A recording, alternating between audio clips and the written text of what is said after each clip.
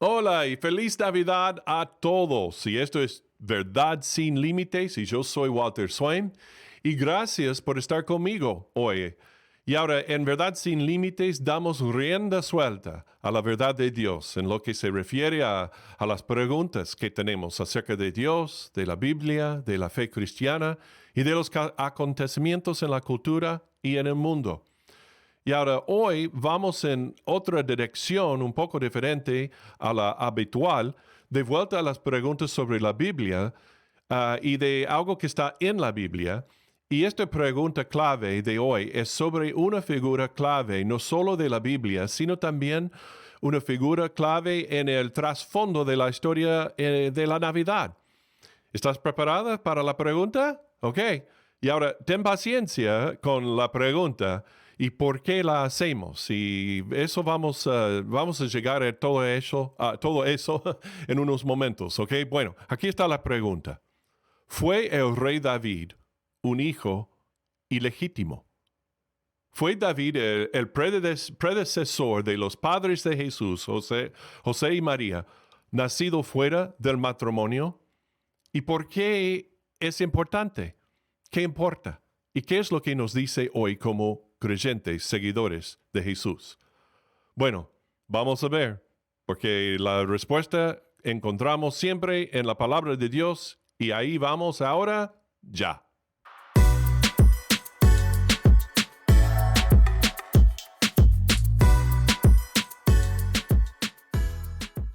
Y ahora vamos a tomar un momentito nomás antes de empezar con la pregunta y el estudio de hoy.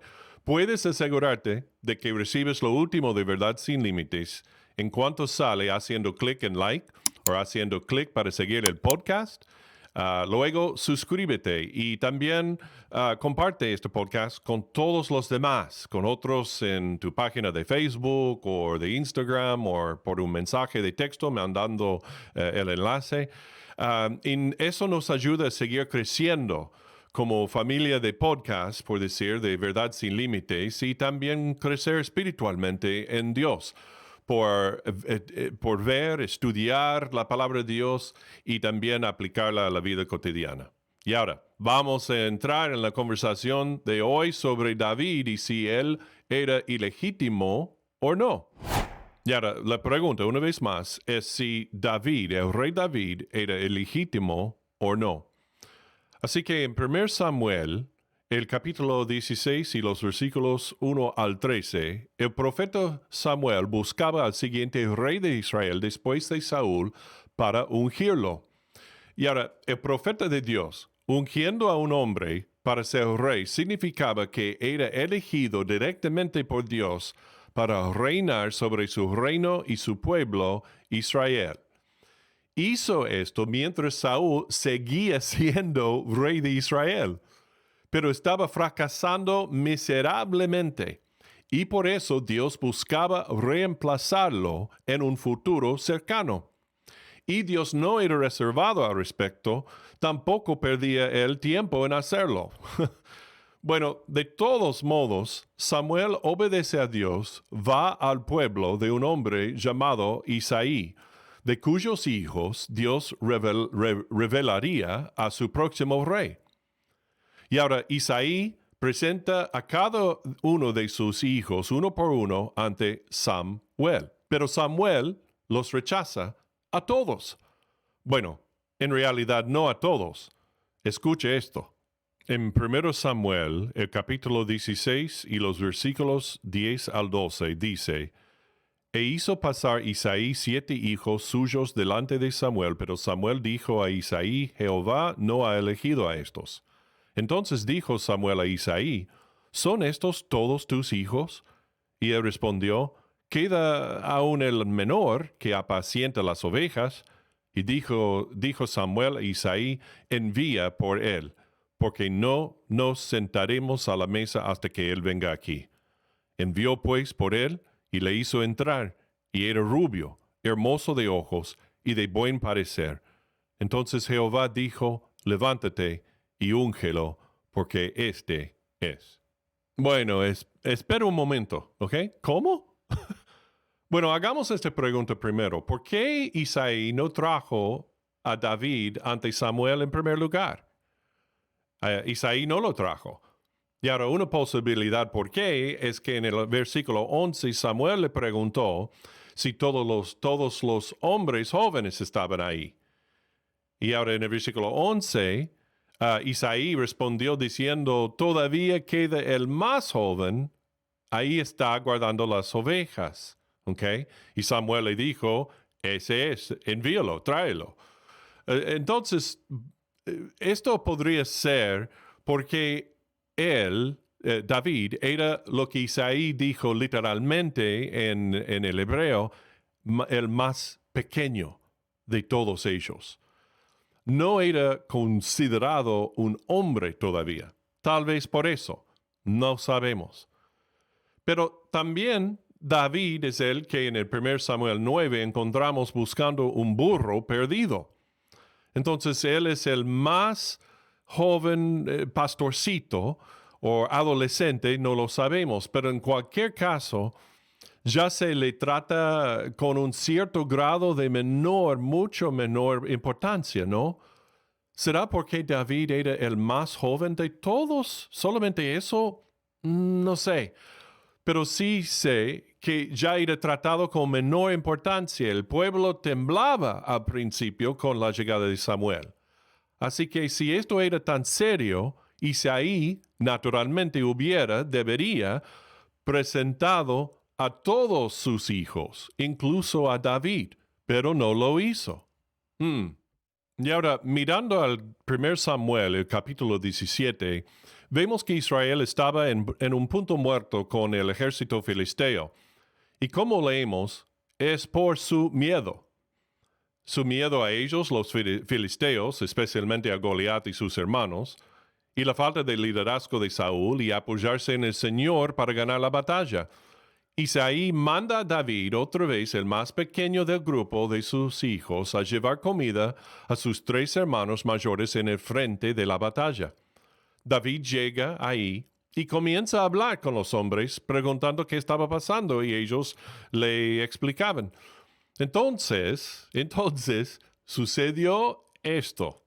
En el primer libro de Samuel, el capítulo 17 y los versículos 28 al 30, dice, y oyéndole hablar Eliab, su hermano mayor, con aquellos hombres, se encendió en ira contra David y dijo, ¿para qué has descendido acá? ¿Y a quién has dejado aquellas pocas ovejas en el desierto? Yo conozco tu soberbia y la malicia de tu corazón, que para ver la batalla has venido. David respondió, ¿qué he hecho yo ahora? ¿No es esto mero hablar? Y apartándose de él hacia otros, preguntó de igual manera y le dio el pueblo la misma respuesta de antes. ¿Y ahora viste eso? ¿Escuchaste? Absoluto que sus hermanos y los demás mostraron hacia David. ¿Es porque fue elegido rey por encima de sus hermanos? ¿O es que sus hermanos lo trataron así porque ya tenía un patrón de maldad desde muy joven? No creo. Pero sí creo que posiblemente haya algo más en esta historia. Y ahora, David es un hijo de Isaí. Sin embargo, le trataron como basura, sin explicación. Y ahora, los hermanos serán hermanos, siempre en una familia, ¿no? Y siempre un orden jerárquico entre hermanos en una familia. Ya sé eso porque yo y mi esposa criamos a 3. Y ellos todavía se molestan, ¿ok? Pero esto es diferente, es un contexto diferente y obviamente es más que eso. Y es muy raro esto. ¿Por qué el padre y los hermanos de David le maltrataron tanto? Y ahora cuando Eliab dijo, enojado, conozco tu orgullo y la insolencia de tu corazón, sugiere que hay historia ahí. Es como decir, lo sé todo de ti y de quién eres en realidad.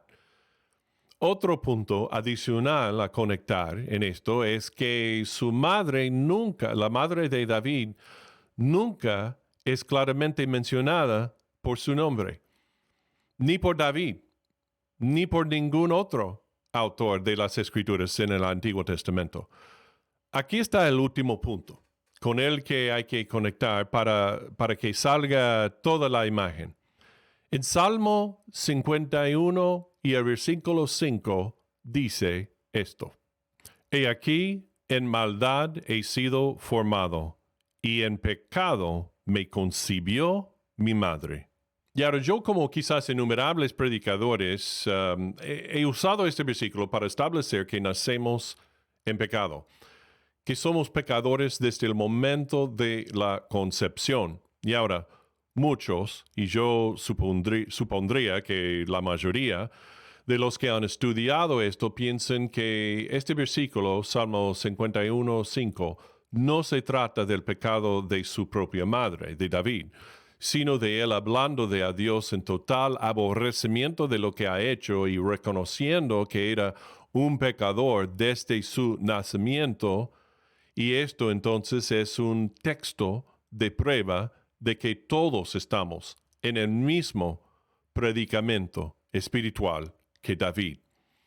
Esto todavía tiene esa fuerte implicación teológica, pero este es el salmo de arrepentimiento escrito por David después de haber cometido el adulterio con Betsabé. Luego reflexiona sobre lo que parece ser su historia y cómo él mismo fue concebido. Y ahora, la pregunta entonces es esta. David está diciendo indirectamente en ese versículo que él era ilegítimo debido a que su madre cometió el mismo tipo de pecado. Está diciendo que el acto pecaminoso de su madre es también parte de su pecado personal y de su historia personal, especialmente espiritualmente. Y ahora, el versículo claramente es él hablando fuertemente, profundamente con el dolor y la vergüenza de sus acciones pecaminosas con Betsabé. Y ante Dios está derramando su arrepentimiento y angustia por lo que ha hecho. Entonces, ¿está siendo emocional y extendiendo su culpa más allá en hipérbole? ¿O está diciendo que sus acciones pecaminosas como esta son parte de su historia y las está repitiendo en su propia vida? Y con esto no estoy diciendo que esté culpando a su madre, David, sino solo que él mismo puede estar diciendo que está repitiendo el mismo pecado que ella, agravando aún más su propia vergüenza y culpa ante Dios por su pecado. Y ahora, si todo esto que propongo es correcto, explica mucho del desprecio y abuso por parte de sus hermanos y padre, y también porque su madre pudo no haber sido nombrada debido a su inmoralidad. Y ahora, la mayoría rechaza esta interpretación. Entiendo eso, porque no pudo haber entrado en el templo según la ley levítica, según Deuteronomio 23:3, cosa que hizo a menudo en 1 Samuel 21 y 2 Samuel 12 dice. También dicen que otras mujeres inmorales son mencionadas en el linaje de Cristo. Así que si la madre de David era inmoral, entonces ella también sería mencionada. En resumen, esta otra interpretación es que David está explicando que su madre cometió pecado sexual y él fue el producto de eso, pero no como una excusa de su pecado, sino como tomando responsabilidad por hacer lo mismo que su madre hizo en vez de ser un hombre puro, especialmente como rey de David, de Israel, y cambiar ese estigma negativo, pecaminoso en su propia familia. Me inclino por esa interpretación, pero siento que ninguna de las dos posiciones puede ser 100% segura y dogmática. Y ahora hay que recordar también que ninguna de las dos interpretaciones de Salmo 51:5 hace ningún daño al respecto de la profecía de que el Mesías nazca del linaje de David, como se dice en Salmo 132:11 y Isaías 9:7. El punto de esas profecías es que de David en adelante debe salir Mesías del linaje de David. Entonces las profecías esas permanecen cumplidas con éxito, como se afirma en Mateo 1:1. Y ahora, aún así, cualquiera de las dos interpretaciones también puede enseñarnos dos cosas hermosas. Número uno, es que nacemos todos con la predisposición a pecar, lo que la Biblia dice que todos hacemos. En Romanos 3:23 dice eso. Y no tenemos ninguna excusa ante Dios, como dice Romanos 1:20. La segunda lección también es hermosa. Por el bien del argumento, por el momento, solo por ahora, vamos a aceptar que David estaba diciendo que fue concebido en un acto de pecado sexual de parte de su madre. Pero eso solo sería evidencia, aún más evidencia, del punto del uso de Dios de aquellos que a pesar de su pasado pecaminoso se han arrepentido y han decidido amar a Dios y adorarle solo a Él, están incluidos en los propósitos de Dios. Aún en el linaje de Dios, por ejemplo, tenemos a Abraham, que trató de tomar el asunto en sus propias manos, él y su esposa, y tuvo relaciones sexuales con su sierva y no su esposa, y debido a la presión de su esposa para hacerlo también. Jacob era un engañador que mentía, engañaba y robaba. Tamar tuvo un acto sexual ilícito con su suegro y concibió a uno de los antepasados de Jesús. Su bisabuela Rahab era moabita y prostituta. Ruth también era una extranjera que se casó con Boaz, lo cual estaba prohibido por las Escrituras, por la ley de Dios, al igual que para Rahab. Y luego aquí David mismo, sabemos que es un adúltero y asesino. Su hijo Salomón se casó con cientos de mujeres extranjeras y adoró a sus falsos dioses. Su hijo, el rey Rehoboam, maltrató al pueblo y al reino de Israel, y el reino de Israel se dividió bajo su mandato. Y qué magnífico es nuestro Dios, sin importar lo que haya hecho antes, pero si esa persona se arrepiente de su pecado y cree y adora al único y verdadero Dios, el Dios de la Biblia, entonces Dios puede recibir y usar a esa persona, sin importar lo que haya hecho, y hacer grandes cosas para su gloria y para sus propósitos en la tierra, y hará lo mismo a través de ti y en ti si recibes a Cristo hoy y si conoces a Cristo. Y si no has venido al momento, si no has llegado, al momento de recibir a Cristo y arrepentirte de tu pecado y poner tu fe en Él, entonces hazlo ahora. Por favor, hazlo ahora, diciendo nada más a Él en tu corazón y mente, directamente a Dios: Señor, soy pecador y creo en ti como Señor y Salvador, que moriste en la cruz por mí, resucitaste de entre los muertos por mí. Sálvame y me entrego a ti.